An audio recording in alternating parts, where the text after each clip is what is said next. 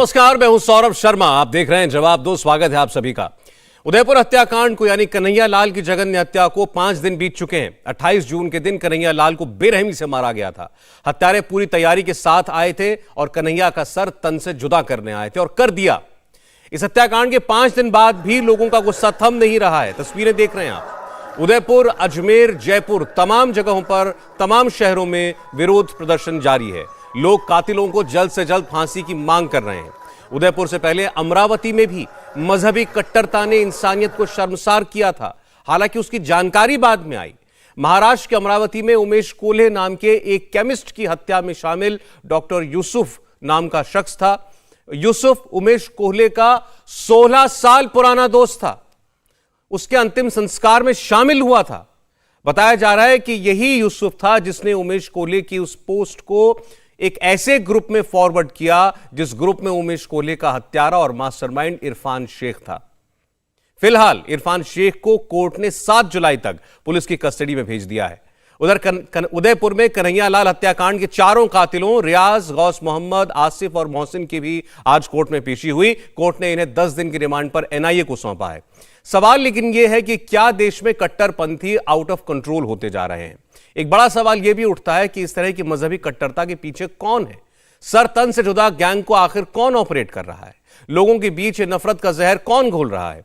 इन बड़े सवालों पर हम बहस की शुरुआत करें उससे पहले आपको लोगों का गुस्सा दिखाते हैं, किस तरह से शहर दर शहर यह गुस्सा भड़कता दिखाई दे रहा है। हम यहाँ पे एकत्रित हुए, हम फांसी चाहते हैं। फांसी कन्हैया के हत्यारों को फांसी मिलनी चाहिए। कन्हैया के इनको तो जल्दी फांसी दो। कन्हैया लाल के हत्यारों को फांसी दो, फांसी दो। हमारे साथ मेहमान जुड़ चुके हैं। जवाब दो में आज की बहस की शुरुआत करते हैं। वारिस पठान जी जुड़ रहे हैं हमारे साथ, एआईएमआईएम के नेता प्रवक्ता। वारिस जी, स्वागत है आपका। विश्व हिंदू परिषद से हमारे साथ जुड़ रहे हैं रवि पराशर जी, स्टूडियो में हमारे साथ हैं। रवि जी, स्वागत आपका भी। सैयद जब्बाद, एक्टिविस्ट हैं, सोशल मामलों पर अपनी राय रखते हैं। जब्बाद, आपका स्वागत है। थोड़ी देर में हमारे साथ महंत नवल किशोर दास स्टूडियो में होंगे और अंबर जैदी, वो भी हमें ज्वाइन करने जा रही हैं। वारिस साहब, ये मामला तो अब सामने आया जो अमरावती का मामला है। अभी तक उदयपुर की घटना थी, कन्हैया लाल का कत्ल, लेकिन ये जो उमेश कोल्हे के साथ हुआ अमरावती में, ये तो उससे 1 हफ्ता पहले 21 जून को हो चुका था। शुरुआत में पुलिस चोरी और लूटपाट का मामला बता रही थी, बाद में पता चला कि ये भी नबी की शान में गुस्ताखी की सजा ही थी जो वहां पर कुछ लोगों ने इनको दी। क्या कहेंगे? तो अलग अलग शहरों से ऐसी खबरें आने लगी हैं। कि सौरभ भाई, हमारा तो स्टैंड पहले से ही क्लियर है कि वायलेंस नहीं होना चाहिए। किसी को भी कायदा कानून अपने हाथ में लेने का अधिकार है ही नहीं, चाहे उदयपुर हो, चाहे अमरावती हो, चाहे खलाक के कातिल हो, चाहे पेरू खान के टाइम पे जो हुआ वो देश चलेगा रूल ऑफ लॉ पे, संविधान पे। अब उदयपुर में भी जो हुआ तो सुप्रीम कोर्ट ने भी कहा कि उसकी पूरी जिम्मेदार नुपुर शर्मा है। ये तो पैटर्न है। नुपुर शर्मा ने जो स्टेटमेंट दिया है उसके बाद से ये चला आता। हम तो बोल रहे हैं कि उस पर एफआईआर है। क्यों भाजपा उसको बचा रही है, मुझे पता समझ में नहीं आ रहा है। क्यों उसको अरेस्ट नहीं किया जा रहा है? हम बोलते हैं नुपुर शर्मा को अरेस्ट करो, कोर्ट में लाओ, जो कानून के तहत उसके खिलाफ वो सजा उसको मिले। हम तो संविधान के दायरे में रहकर अपनी बात करें, मगर बहुत सारी चीजें सामने आ रही है सौरभ भाई, बहुत सारी चीजें देश के सामने आ रही है। एक बात तो ये है कि जो उदयपुर के अंदर कातिल थे, जिन्होंने हमारे भाई हिंदू भाई कन्हैया का कत्ल कर दिया, उनके तार तो भाजपा के साथ दिखाए जा रहे हैं जुड़े हुए। वो तो भाजपा के आदमी है। अब जो लश्कर तैयबा का जो कमांडर पकड़ा आज लोगों ने जम्मू का, वो भी भाजपा का आदमी निकल रहा है। तो ये क्या हो रहा है मुझे समझ में नहीं आ रहा है। इसकी तो पूरी तरह से इंक्वायरी होनी चाहिए। और जब सुप्रीम कोर्ट के वरिष्ठ जज ने कह दिया ऑब्जर्वेशन में कि नुपुर शर्मा की वजह से उदयपुर हुआ, उस बात में बहुत तर्क है, बहुत दम है। उसके खिलाफ इंक्वायरी होना चाहिए उस दिशा में भी। और किस किस के तार जुड़े हुए हैं, ये दोनों उदयपुर और जो एलएटी का पकड़ा है उसके अंदर भी इंक्वायरी होनी चाहिए। और जो अमरावती में हुआ उसमें कमिश्नर ने पहले कहा था कि ये एक चोरी का मामला दिख रहा है। भले चोरी हो चाहे उन्होंने कत्ल किया है, कत्ल करना किसी को अलाउड नहीं है। कोई भी मजहब सिखाता नहीं है कि तुम किसी का जाके कत्ल कर दो। कत्ल की सजा उसको कोर्ट के जरिए मिले। हम तो चाहते हैं कि ऐसे कातिलों को कड़ी से कड़ी सजा मिले। हम चाहते हैं कि देश में शांति बनी रहे, आपस में भाईचारा बना रहे, मगर इस सब चीज के लिए भाजपा जिम्मेदार है। अच्छा चलिए ठीक है, आप जरा एक सेकंड, वारिस पठान साहब आपने बोल लिया, क्योंकि आपसे मेरी रोज ही इस मुद्दे पर बहस हो रही है, तो बार बार वो तर्क जो आप देते हैं या मैं काउंटर में बोलूंगा वो बहुत रिपीट होते हैं। लेकिन आज अमरावती का मामला जो आ गया है, बीजेपी आज आप नहीं है पैनल में, होती तो आपकी बीजेपी वाले आरोप का जवाब देती। रवि जी चाहें तो जवाब दे सकते हैं, हालांकि ये भी बीजेपी के प्रवक्ता नहीं है, विश्व हिंदू परिषद से है। आपने नुपुर शर्मा, आपने सुप्रीम कोर्ट का हवाला देकर के ये तो कह दिया कि नुपुर शर्मा देश में होने वाली वारदातों के लिए जिम्मेदार है, मतलब अमरावती में भी उमेश कोले की हत्या के लिए नुपुर शर्मा का वो बयान जिम्मेदार है। जरा दो शब्द, सिवाय इसके कि देश में कानून का राज होना चाहिए और हत्या की कोई इजाजत नहीं देता, दो शब्द थोड़ा और खुल के बोलिए ना। ये उमेश कोले की हत्या या उदयपुर में जो हत्या हुई कन्हैया लाल की, किस सोचने की, जरा उस पर भी कुछ बोलिए ना। मजहबी कट्टरता का नाम लीजिए, जिहादी आतंकवाद का नाम लीजिए, इस्लामी आतंकवाद का नाम लीजिए, वो कभी नहीं बोलते आप। ठीक है, आपकी बात का जवाब देता हूं। मैं बोलता हूं जो मजहबी कट्टरता है वो नहीं होनी चाहिए दोनों तरफ से। दोनों पहले अभी की बात, ये इक्विवेलेंस ड्रॉ मत कीजिए वारिस पठान साहब, डोंट ड्रॉ फॉल्स इक्विवेलेंस। बच्चों को बोलते पेंसिल कागज कलम छोड़ दो, तलवार उठा लो। नहीं, यहां पर भी देखिए, हमने कहा कि जो भी इस तरह की बयानबाजी देता है जिससे प्रोवोकेशन आता है, हम उसका समर्थन नहीं करते ना।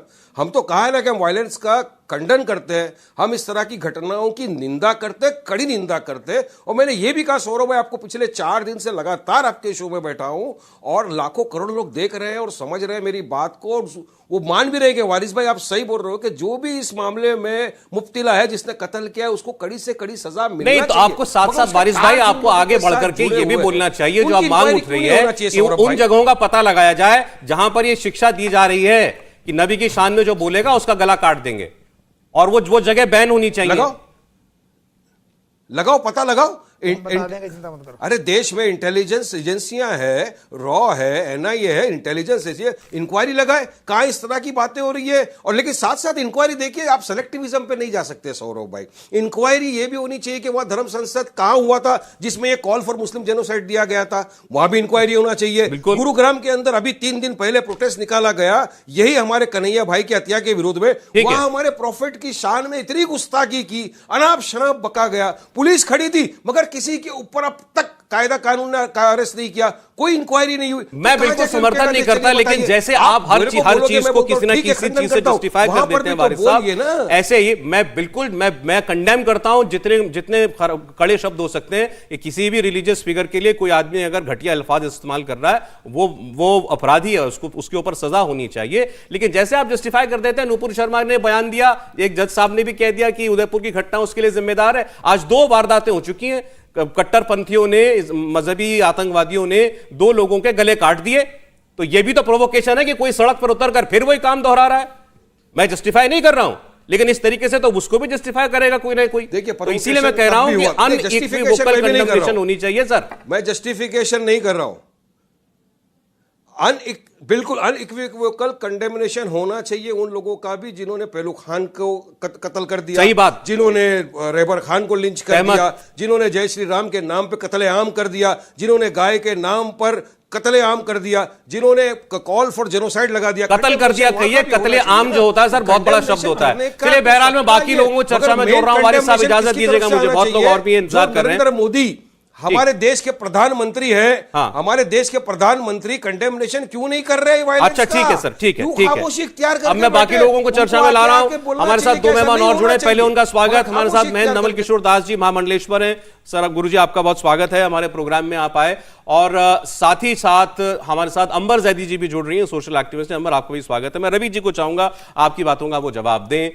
वो बार बार वो कहते हैं कि हमने वायलेंस को तो कभी जस्टिफाई नहीं किया, उदयपुर में भी हमने कहा कि कार्रवाई करो, सख्त सजा दो, अमरावती में भी जांच करो, जिसने जो कहा सजा दो, लेकिन साथ साथ फिर वो पहलू खान का भी नाम ले देंगे, रकबर का भी नाम ले देंगे। आपको लगता है कि एक किस्म की ये जो पैरेलल ड्रॉ किया जा रहा है, ये बचाव है या जायज है?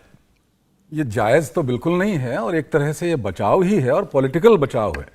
ऐसा नहीं है कि वारिस पठान सब कुछ समझते नहीं हैं, लेकिन अब टीवी पे नहीं बोल सकते, उनकी मजबूरी है, उनकी पार्टी की एक लाइन है, उनके नेता जो भाषा बोलते हैं वही भाषा उन्हें बोलनी पड़ेगी।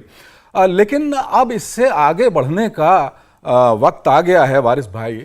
आप ये दोनों जो आतंकी हमले हैं, जिहादी हिंसा के तहत जो आतंकी हमले उदयपुर और अमरावती में किए गए हैं, आप इनमें अगर थोड़ा सा झांक कर देखेंगे दोनों हिंसक बर्बर वारदात में, तो एक जगह जैसे कि शुरुआत में बताया सौरभ जी ने कि जो अमरावती का जो अपराधी है, जो मुख्य साजिश करता है, वो 16 साल पुराना दोस्त है, और उदयपुर में एक आदमी जो है, 2 आदमी ग्राहक बन के जाते हैं। यानी ये जो भरोसे, इंसानियत की हत्या तो ये है ही, लेकिन समाज के नजरिए से अगर व्यापक थोड़ा सा दृष्टिकोण से सोचें, जी एक उदयपुर में भी पड़ोसी है, वो सामने दुकान चलाता है, बिल्कुल बिल्कुल बरी की है, तो ये इंसानियत की हत्या तो है ही। ये मुझे लगता है कि देश के अंदर एक भरोसे की हत्या है, हजारों साल पुराने भरोसे की हत्या भी है।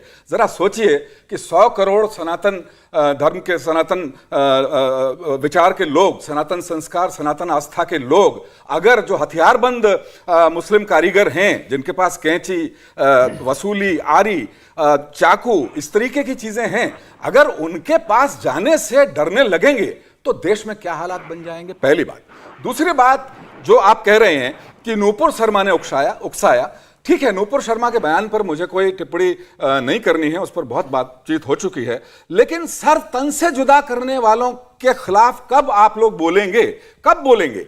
अगर 100 करोड़ आबादी सामने इसी तरह की प्रतिक्रिया में खड़ी हो गई, तो क्या आपने सोचा है कि देश का सामाजिक सौहार्द का वातावरण कैसा होगा?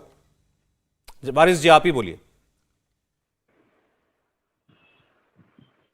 देखिए, अभी आप सेलेक्टिविज्म की बात कर रहे हैं, मैं आपकी इज्जत करता हूं, आपको ये भी बोलना चाहिए था कि फिर जो इखलाक के लिए हुआ, पिलू खान के लिए हुआ, राजस्थान बिल्कुल गलत हुआ, वेस्ट बंगाल बिल्कुल गलत हुआ, और कानूनन उन सारे आरोपियों के खिलाफ कार्रवाई हो रही है, आप जानते हैं, फिल्म निकाला, लेकिन आप एक नैरेटिव बनाने के लिए बार बार उन चीजों को दोहराते हैं। यहाँ पे मुझे बताइए, मेरा एक सवाल का जवाब दीजिए, चाहे उदयपुर की घटना हो या अमरावती की घटना हो, मुझे बताइए पूरे देश के मुसलमान ने खड़े होकर उसकी निंदा की है? कोई एक मुझे संस्था बता दीजिए जिसने कहा हो नहीं भाई ये गलत हुआ? नहीं, सबने कहा ये बिल्कुल गलत है, ऐसा नहीं होना चाहिए था। हर इंसान ने इसकी वारिस साहब सुनिएगा, वारिस साहब मेरी बात सुनिएगा। वारिस पठान ने, मुझे मालूम है कि इंडिया टीवी पर मेरे सामने 10 बार ये बोला कि आप कंडेम करते हैं, ये हत्यारे, इनको सजा होनी चाहिए। आपके लिए मैं बोल सकता हूं, लेकिन केवल एक वारिस पठान के टीवी पर आकर बोलने से नहीं होता ना। कहां है समाज, कहां है मुस्लिम धर्म गुरु? क्यों नहीं इसके खिलाफ बिल्कुल फतवा क्यों नहीं इसके खिलाफ जारी हो रहा? अरे भाई, जो व्यक्ति, एक सेकंड वारिस साहब, एक second, with all due respect, इस्लाम धर्म के शीर्षस्थ जो व्यक्ति हैं, जो सबसे सम्मानित व्यक्ति हैं, जिनको हर इस्लाम में यकीन रखने वाला पूजनीय मानता है, प्रॉफिट साहब के नाम पर यह हत्याएं हुई हैं। ये ऑनरेबल प्रॉफिट के नाम पे हत्याएं हुई हैं। तो अब मुझे तो लगता है सड़कें भर जानी चाहिए थी लोगों की कि हमारे नबी के नाम पर यह हत्या कैसे कर दी।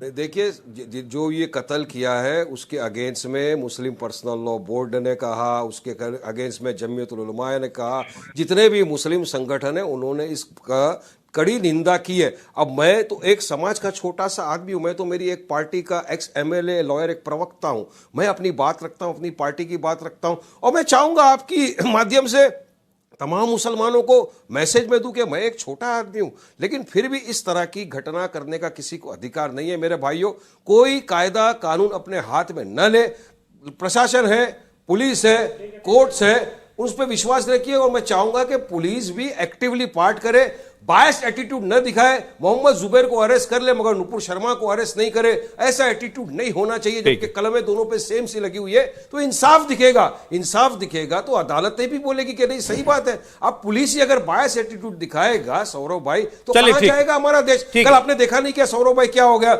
मोहम्मद जुबैर के मैटर के अंदर ऑर्डर आया नहीं है, कोर्ट का ऑर्डर आया नहीं, उसके पहले दिल्ली पुलिस ने अनाउंस कर दिया कि उनको 14 दिन की हिरासत में भेज दिया, बेल भी रिजेक्ट कर दिया। तो क्या सब प्री प्लान्ड हो रहा है? वारिस साहब, आप ये सारे मुद्दे उठाते हैं, कभी आपको हमने नहीं रोका। ये सारे मुद्दे उठाने का आपको हक है, बिल्कुल है, और हम आपको आपकी आवाज को कभी नहीं रोकते ये जब ये सब मुद्दे आप उठाते हैं। इतनी उम्मीद करते हैं कि ये जो आजकल हो रहा है, हमने उदयपुर और अमरावती में देखा है, इनके खिलाफ जो सही आवाज है ना वो भी निकलनी चाहिए। इसमें बीच बचाव नहीं होना चाहिए। इसका जो है मुकाबला, अरे उसकी भी हत्या हो गई थी, इसकी भी तो हत्या हुई थी, वैसा नहीं होना चाहिए। आज आपने खुलकर अपील की है मुस्लिम समाज से कि कोई किसी को हक नहीं है कानून अपने हाथ में लेने का। मैं स्वागत करता हूं आपकी बात का। मैं चाहूंगा अगर मंडलेश्वर जी कुछ कहना चाह रहे हैं इस पर। तो मैं ये कहना चाह रहा हूं, अभी ये लोग कहते हैं कि नूपुर के बयान के कारण हुआ।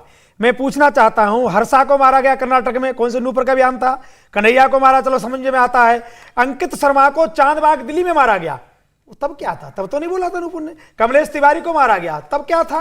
जरा बताते जाइए। नागराज को मारा हैदराबाद, तब क्या था? सुरेंद्र कौर को मारा, तब क्या था? रिंकू शर्मा दिल्ली में मंगोलपुरी मारा, तब क्या था? निकेता तोमर को फरीदाबाद में, तब क्या था? मुजफ्फरनगर में 20 हिंदुओं को मार दिया गया, तब क्या था? मैं कहना चाहता हूं सबके मूल में कट्टरवाद है, सबके मूल में मदरसे हैं, क्योंकि रात दिन वही सिखाया जाता है। अरे उनके हाथ में कंप्यूटर दो, बच्चों के हाथ में जो देश का भविष्य है, समाज का भविष्य है, कलम दो उनके हाथ में, पर नहीं दोगे। 250 वर्ष के बच्चे को 500 साल के बच्चे को बंदूक चलाना सिखाओगे तो क्या करेंगे बच्चे? चलिए ना, आपने भविष्य खराब कर दिया। इस्लामिक कट्टर नाम के, कट्टर नाम के, कट्टरवाद के नाम पर अपने भविष्य को चौपट किए दे रहे हैं। आज कोई भी कोई मौलवी रोड पे क्यों नहीं आया? तब आप तो कंडेम नहीं करते उस बात का। आप उन्हीं की बात का कंडेम करते हो जिसने कहा कि मुसलमानों की औरत का लाठी बलात्कार करना चाहिए। कैंचियों से आप बोलोगे, चाकुओं से लोगों को काटोगे, चाकुओं से काटोगे। गुरुग्राम के अंदर आप प्रोटेस्ट का मोर्चा निकालते हो, विश्व हिंदू परिषद और हमारे हुजूर की शान में गुस्ताखी की जाती है, पुलिस खड़े रहकर देखती है और कोई कार्रवाई नहीं होती। मैन जी, अच्छा एक मिनट रुकिएगा, वारिस पठान जी एक मिनट रुकिएगा। मैन जी वारिस पठान जी एक मिनट, वारिस पठान जी एक मिनट। मामला जिस पर आज हम वारिस पठान जी हम जो आज मुद्दा जिस पर बात कर रहे हैं बहुत महत्वपूर्ण है और करोड़ों लोगों के दिल में जो है दर्द है आज इसकी वजह से। आप ये समझ के रखिएगा। सोशल मीडिया कोई फॉलो कर रहा होगा, सब कर रहा होगा। बहुत आहत है लोग अमरावती और उदयपुर की वारदात से, इसलिए मैं चाहता हूं कि जो भी बातें इनके खिलाफ तर्क में दी जाती है वो एक बार की खत्म हो जानी चाहिए। मैं चाहूंगा मैन जी आप जवाब दे दीजिए। आप जितनी बार बोलेंगे वो बोलेंगे धर्म संसद में जिसने भी मुसलमानों के कत्लेआम की कॉल दी, हथियार रखने की कॉल दी, गलत दी ना? एक बार कह दीजिए गलत दी। एक किसी हिंदू को बता दो जिसने कहा कि सही हुआ। मैं कहता हूं कि देखिए गलत है, बस कानून हाथ में कोई भी लेगा, बस ठीक, बस ठीक, कानून हाथ में रहने का अधिकार मुकदमे दर्ज हो गए, जेल भी गए, संविधान से चलना चाहिए, पर आप कहोगे कानून आपके हिसाब से चले। चलिए ठीक है, ऐसा करके ना बहन जी, जब ऐसा बस आपने जैसे इसको साफ साफ कह दिया गलत है तो सामने वाले के पास वो हथियार नहीं रह जाता। मैं तो कह रहा हूं अब ऐसे किसी भी गले काटने वालों को सर एक मिनट बहन जी, ऐसे ही बहन जी दूसरी बात पे भी जवाब दे दीजिए। किसी भी धर्म के किसी भी पूजनीय आदरणीय शख्सियत के खिलाफ कुछ भी बोलना गलत ही है ना? बिल्कुल गलत है, बस ठीक है, बिल्कुल गलत है। पर हमारे सैनिक को फारा बनाओगे तो क्या है? वो भी तो गलत है ना भैया। वो भी गलत है। इमाम हुसैन को पूछ लो कौन थे वो चित्रकार था जो क्या नाम था उसका, उसको अवार्ड दिया लोगों ने। एम.एफ. हुसैन, हाँ उसको अवार्ड दिया लोगों ने। चलिए ठीक है, इन्होंने साफ साफ दोनों बातों पर सहमति बता दी, गलत है ये। जवाब तलवार लेके नहीं जी, अब जरा जवाब जी, हम तलवार लेके नहीं निकले, आगे भी नहीं निकलेंगे। मैं जी एक सेकंड, हम कानून का पालन अभी भी करते हैं, आगे भी करते रहेंगे। जब देखिए कट्टरता नहीं कटने देंगे। महान जी देखिए, कट्टरता कहीं पर भी हो, किसी भी देश के अंदर हो, चाहे अपने देश के अंदर ये जो कट्टरता आई है, चाहे धर्म के आधार पर आई है, चाहे जात के आधार पर आई है, चाहे पंथ के आधार पर आई है, जहां कहीं पर भी कट्टरता आती है और उसका राजनीतिकरण करा जाता है, वो देशों के लिए हमेशा नुकसानदेह साबित हुई है। इसको मैं उदाहरण के तौर पे आपको समझाता हूं। कैसा कि 2017 के अंदर भी एक घटना होती है। आपको पता होगा कि 2017 के अंदर राजस्थान के अंदर शंभू सिंह रैगर नाम के एक व्यक्ति की हत्या करता है और उसके समर्थन में लोग निकलते हैं, नारेबाजी करते हैं, लगाते हैं, वो भी गलत। उसके बाद मैं sir allow me to speak for at least 10 to सुन लीजिए। अरे मैं आप बोल रहे तो मैं खामोशी सुन रहा हूं। ऐसा ना बहन जी, जब तक ये बात बोले बगैर रहेंगे ही नहीं, उसके बाद ही हम दूसरी बात पर मैं दोनों तरफ कट्टरता हमेशा समाज के लिए नुकसानदेह ही हुई है। और आज हिंदुस्तान के अंदर ये जो कट्टरता आ रही है, चाहे इधर से आ रही है चाहे उधर से आ रही है, इसमें देश का नुकसानदेह है, देश का नुकसानदेह। मैं उदाहरण दे रहा हूं, जब कठुआ के अंदर किसी बच्ची का बलात्कार होता है, उस बलात्कारी के समर्थन में लोग निकल ये के आते कहा हैं। कि यही तो आप पूछो, कहा अरे बलात्कारी आप किसने देखिए किया? देखिए पता मंदिर करिए को अपमान उसके करने के सर लिए। मंदिर वो सर मंदिर में नहीं हुआ था। महान जी, आज हम सबको इस वक्त कट्टरता चाहे कहीं से भी आ रही हो, चाहे किसी भी जगह से आ रही हो, उसके खिलाफ लड़ने की जरूरत एक मिनट, है। एक और मिनट। सर अरे एक आज सेकंड, बहन जी, एक चाहे मिनट। अरे जवाब साहब, जी। जवाब साहब, दो उदाहरण आपने दे दिए, जरा इस तरफ के दो उस तरफ की भी दीजिए। मैं दो उस तरफ आ रहा था, मैं उस तरफ के आ रहा था। मैं और इंतजार ही कर रहा था कब जो आएंगे लोग आप। मैं आ रहा था सर, मैं अपनी बात कंप्लीट। और जो लोग सर तन से जुदा करने की बात कर रहे हैं वो भी गलत हैं। उनका भी समाज के अंदर जो है सर, उनका सर है वो गलत है, उसका कोई भी अभी किसने गला काटा, किसी का क्या? अरे सर बहुत सी जगह हुई सर, बहुत सी जगह है, मालाएं पहनाई मंत्रियों ने जा करके। महाराज जी यहाँ तू मैं करने का वक्त नहीं है, देश बहुत गंभीर हालात से गुजर रहा है, हम सबको मिल करके कट्टरता के खिलाफ लड़ने की जरूरत है। आज जो समाज के अंदर नफरत का माहौल बना हुआ है, कहां सिखाते हैं सर तन से जुदा? एक सेकंड, कहां सिखाते हैं? सर कहीं नहीं सिखाया जाता। जो लोग रेडिकलाइज हो सर, ये हर केरल के राज्यपाल कह रहे हैं मदरसों में सिखाया जाता है। सर गलत नहीं, वो उनके बयान को मैं नहीं बिल्कुल जो हूँ सही मानता, बहुत गलत बयान है। ना ना उन्होंने गलत किताब का नाम बता गलत दिया, बयान है। इस किताब मैं उनके बयान का समर्थन नहीं करता, गलत बयान है, गलत बयान है। आप सर सरकारें आपकी हैं, तमाम एजेंसियां जो हैं आज किसके पास हैं वो हमको पता है, आप करिए ना, पता चल जाएगा। और वो केरल के राज्यपाल जो आरिफ मोहम्मद खान बात कर रहे हैं, मैं बिल्कुल भी उनकी इस बात का समर्थन नहीं करता। नहीं, गलत बात है सर, अच्छा गलत बात है। दूसरी बात अंबर जैदी का भी मैं दूसरी बात कह रहा हूं, प्रतिक्रिया दे दूसरी दी बात अपनी, कह उसके रहा बाद हूं। आप लोग बोलिएगा। सर, एक सेकंड, आप पाकिस्तानियों की बात मानेंगे, मैं उन पाकिस्तानियों जवाब की बात बहन जी मानता हूं। प्लीज, जरा प्लीज मुझे पाकिस्तानियों की बात नहीं सुनने की आदत है। थोड़ा सा कोऑपरेट कीजिएगा। बोलिए अंबर।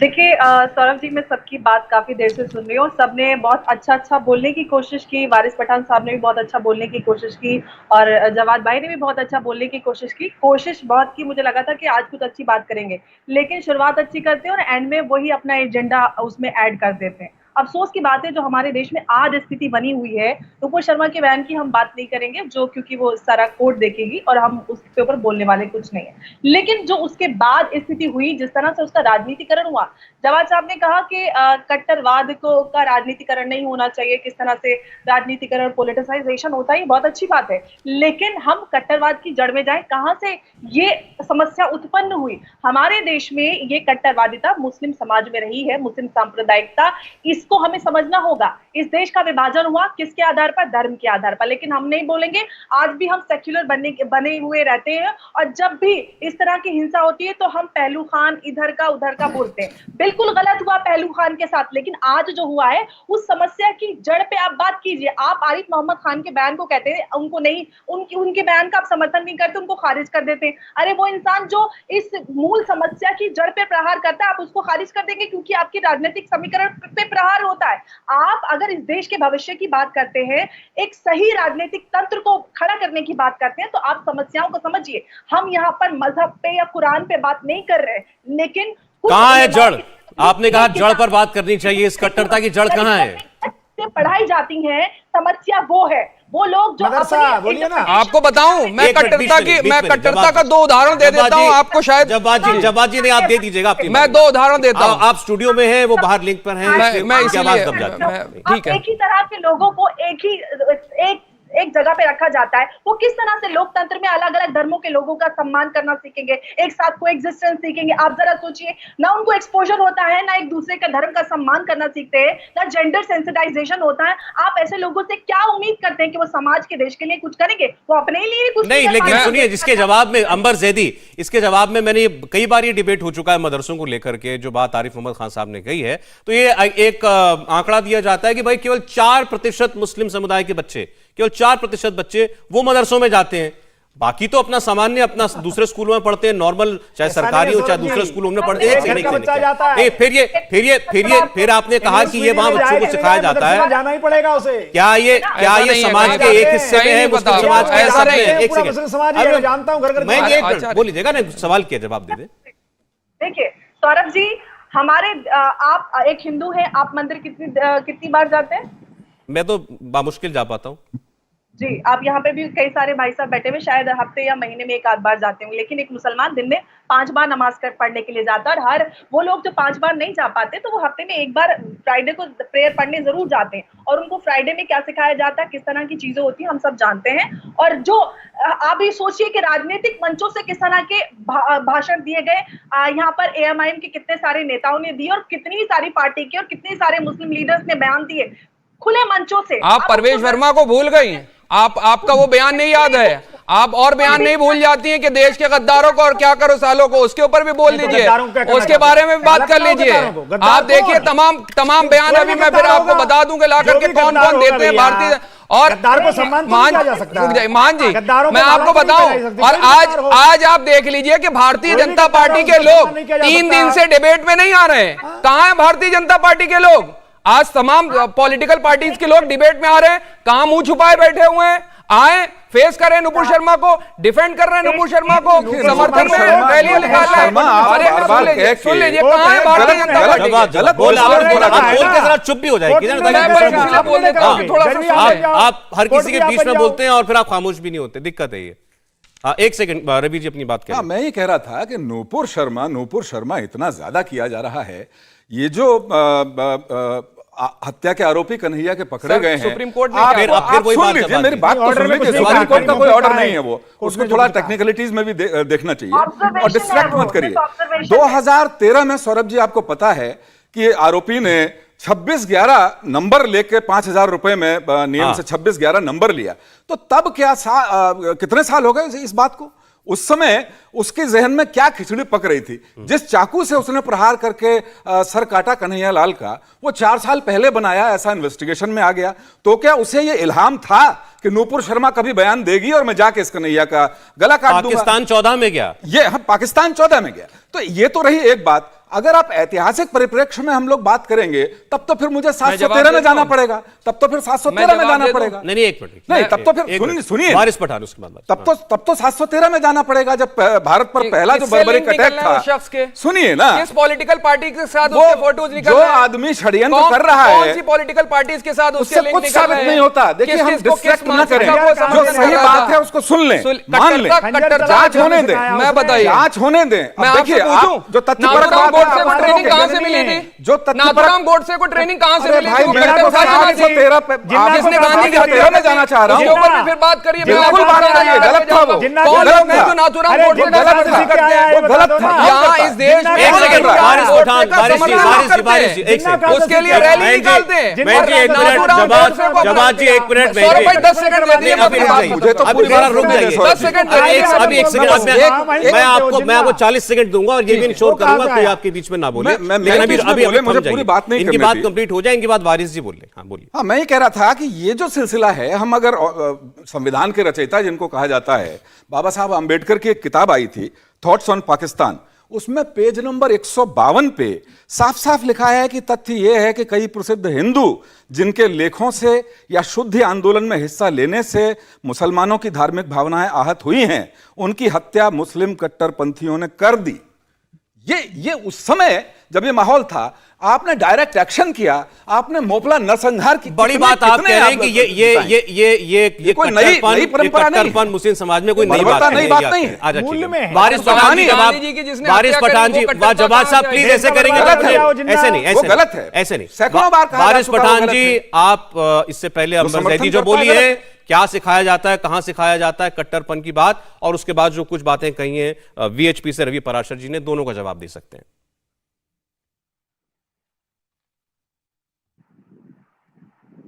आवाज नहीं आ रही है उनकी, चेक करें। अभी आपकी आवाज नहीं आ रही है मुझे,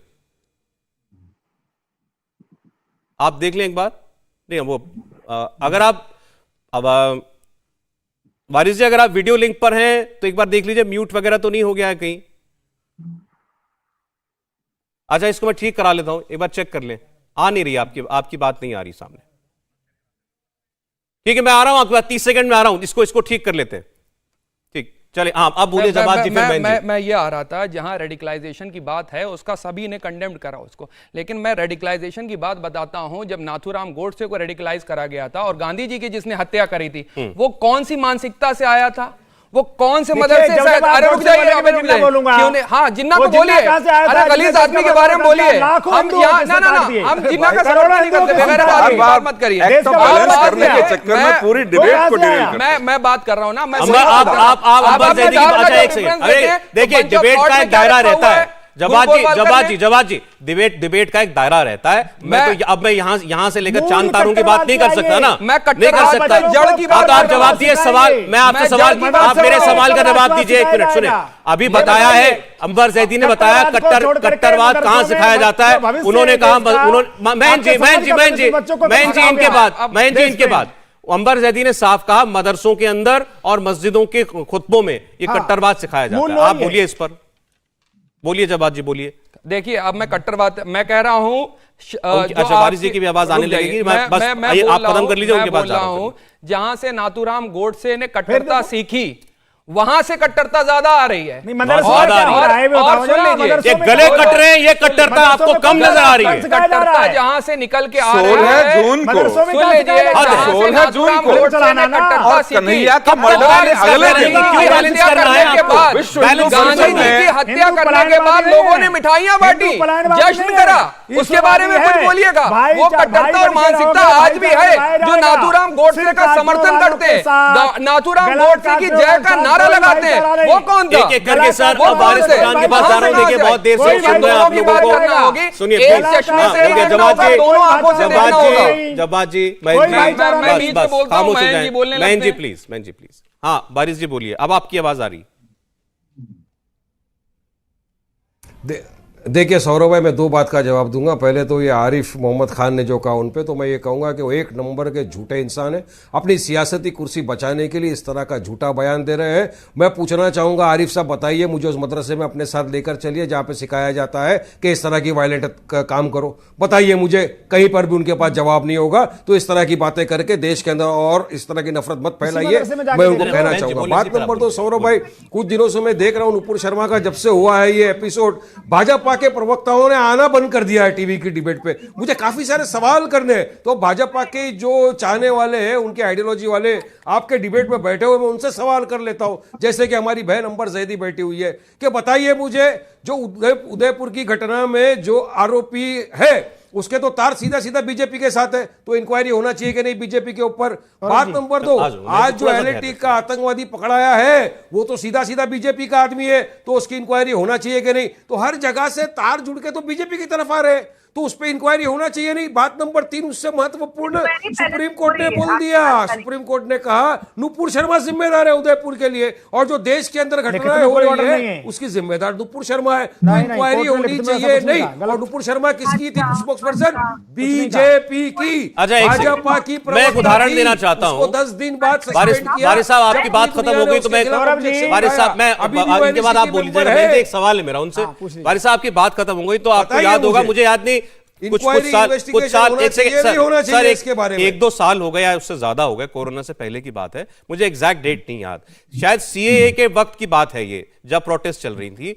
असदुद्दीन ओवैसी साहब मंच पर थे, मुझे शहर भी याद नहीं है फ्रैंकली स्पीकिंग, शायद महाराष्ट्र का या दक्षिण का कोई राज्य था, वहां वो सभा कर रहे थे। उस सभा के अंदर एक लड़की आती है मंच पर और माइक पकड़ती है और जोर से चिल्लाती है, पाकिस्तान जिंदाबाद, पाकिस्तान जिंदाबाद। आपके मंच पर ओवैसी साहब की मौजूदगी में, तो क्या मान लिया जाए कि ओवैसी साहब के दिल की बात दोहरा रही थी, पाकिस्तान जिंदाबाद? नहीं ना, ओवैसी जी ने तो इनकार कर दिया, जबकि मंच ओवैसी जी का था। वो लड़की को, वो आई थी वहां पर, उसको उसी वक्त ओवैसी साहब ने रोका, नहीं पता था कहां से आई, और उसको बाद में अरेस्ट भी किया। ऐसे ही आज ही बीजेपी वाले बोल रहे हैं हमें नहीं पता कौन है, आके फोटो खिंचा के चला गया हमारे साथ। जिस मंच से आप उस मंच की क्यों नहीं बात कर रहे हो जिस मंच से अनाउंस किया था देश के गद्दारों को गोली मारो सालों को? बिल्कुल फूल माला पहनाओगे भाई, उस मंच की आप देश के गद्दारों को माला पहनाई जाएगी क्या? देश के गद्दारों को तो गोली मारी जाएगी, क्यों नहीं बात कर रही? आपने अभी कहा कि इनके तार बीजेपी वालों के साथ जुड़ रहे हैं, मतलब मुझे ये मानने में, देखिए मुझे ये कहने में और मानने में कोई ऐतराज नहीं है कि ये मोहम्मद गौस और मोहम्मद रियाज जिन्होंने कन्हैया लाल का गला काटा, ये बीजेपी की विचारधारा के लोग होंगे, इसीलिए उन्होंने कन्हैया लाल का कत्ल किया।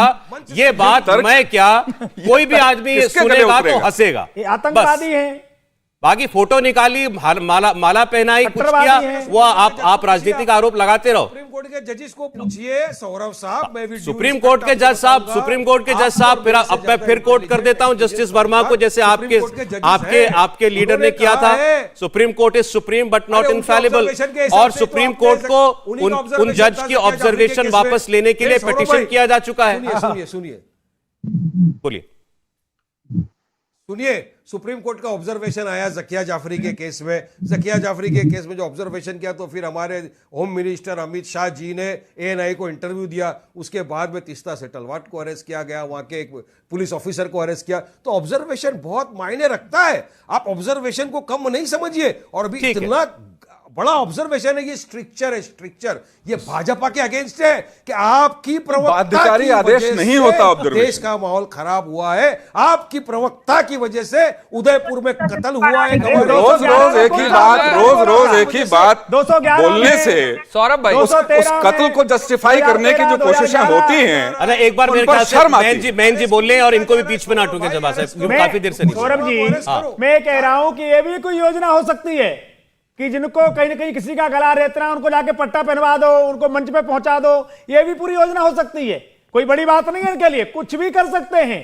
मैं तो केवल इतना कह रहा हूं कि भविष्य को बचाना है, देश को कानून के अनुसार चलाना है, शहरियत से दूर करना है। तो भविष्य में बचाना है तो बच्चों को कट्टरवाद मत पढ़ाओ। मदरसों में राष्ट्रवाद कब पढ़ाओगे बता दो। मदरसों में राष्ट्रवाद कब पढ़ाया जाएगा? मदरसों में पढ़ने वाले बच्चों को कब कहा जाएगा देश के संविधान के प्रति श्रद्धा रखो? कब कहा जाएगा? कब कहा जाएगा कि देश के प्रति लगाव रखो? नहीं कहा जाएगा, क्योंकि मदरसों में पढ़ाया जाता है शरीयत लाना है, मदरसों में पढ़ाया जाता है काफिरों को काटना है। उनको कलम नहीं दोगे, गलत बयानबाजी कर रहे हैं फिर आप गलत बयानबाजी कर रहे हैं। मान जी मैं आपको बाबरनामा भी गलत है, मासरे आलमगीरी भी गलत है किताब। हम सब मिलकर अब आप संविधान की बातें कर रहे हैं, सुधारना पड़ेगा। आप संविधान की बात कर रहे हैं, तो मैं आपको संविधान को बता दूं किस तरीके से क्या गला ये संविधान सबको अल्लाह अकबर का नारा लगा के गला काटे। मान जी अच्छा, जो देश प्रेम जानते हैं, संविधान को मानते हैं, कानून को मानते हैं, वो हमारे भाई हो सकते हैं, थोड़ा सहयोग देश के नागरिक हो सकते हैं। ठीक, सौरभ जी, थोड़ा सहयोग। आतंकवादी बोलिए जवाब जी, बोलिए। देखिए मान जी क्या है, जब आप संविधान की बात करते हैं, मुझे बड़ा आज अच्छा लगा कि आप जो है संविधान की बातें कर रहे हैं, लेकिन मानते हैं नहीं, बहुत से लोग नहीं मानते हैं। वो हम बताएं, हमने इसी देश के अंदर देखा किस तरीके से कौन सी मानसिकता के लोगों ने संविधान की प्रतिलिपियां जलाई और कौन कौन लोगों ने क्या करा। मैं दूसरी बात पे आता हूं। जब आप संविधान की बात करते हैं, जब आप बात करते हैं संविधान की, तो सबको बराबरी की बात करने की। अरे महान जी बोलने दीजिए, मैं 10 सेकंड दे दीजिए। मैं सौरभ जी देखिए, मैं 10 सेकंड में बोलता हूं। देखिए क्या है, मैं 10 सेकंड में अपनी बात कंप्लीट करूंगा, फिर बोलते रहिएगा। क्या है देखिए, मोहम्मद जुबैर के ऊपर केस दर्ज होता, फौरन उनको बंद कर दिया जाता। सेम धारा के अंदर नुपुर शर्मा के ऊपर केस, कपिल मिश्रा के ऊपर, अनुराग आपके ठाकुर साहब जो मंत्री हैं, उसके बाद परवेश वर्मा के ऊपर आज तक कार्रवाई नहीं होती। कौन बचा रहा है उनको? कब बता रहा है? आप एक तरफा सेलेक्टिव जब कार्रवाई करते हैं, सुन लीजिए, जब आप सेलेक्टिव कार्रवाई करते हैं, नुपुर शर्मा को सुनना चाहता हूं, जब आप सेलेक्टिव कार्रवाई करते हैं तो क्या होता है? सुन लीजिए, देखिए जब सेलेक्टिव कार्रवाई करते हैं आप, तो संविधान नहीं, मैं बात कर रही, देखिए संविधान के दायरे के अंदर सभी को बराबरी के हक दिए गए, बोलने दीजिए, सभी को बराबरी के हक दिए हुए हैं। लेकिन आज तक नुपुर शर्मा के ऊपर आज तक अरेस्टिंग नहीं होती है, परवेश वर्मा के ऊपर नहीं होती, कपिल मिश्रा के ऊपर नहीं होती है। और क्या ये बात गलत है? क्या जांच में सहयोग नहीं होना चाहिए? और पुलिस ने अभी तक अरेस्ट क्यों नहीं करा? आप बताइए, पुलिस को अरेस्ट करने का अधिकार है? मैं क्या पूछ रहा हूं आपसे जवाब जी, कि ये सारी नाइंसाफियां होती हैं जो आप बता रहे हैं, तभी लोग गुस्से में आकर गले काटने लगते हैं। गलत है, गलत करते हैं। नहीं, क्या इसकी वजह से करते हैं? खिलाफ नहीं, क्या इसकी वजह से करते हैं?